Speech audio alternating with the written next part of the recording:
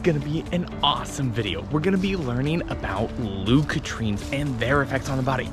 Come on, I'll show you.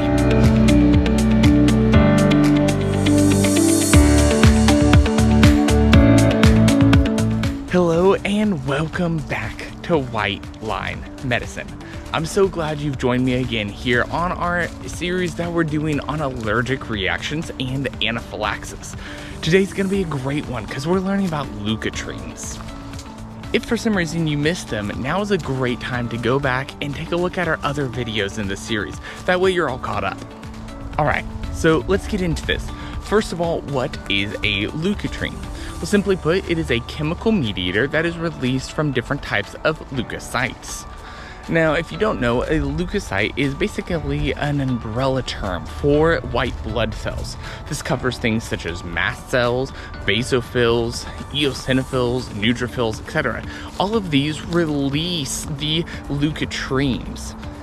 Now, there are a bunch of different leukotrienes that have different effects throughout the body, but we're going to be focusing on Leukotriene D4 today, as that's the primary one that's released within the inflammation process and during something such as anaphylaxis. So now we've learned what leukotrienes are and where they come from, but what do they do?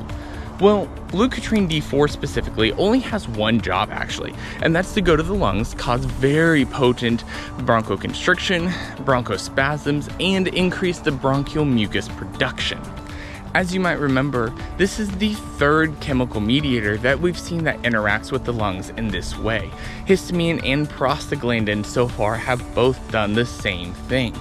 But when we're looking at something like Leukotriene D4, it is actually up to 1,000 times more potent than histamine when causing this bronchoconstriction, bronchospasms, and increased bronchial mucus production.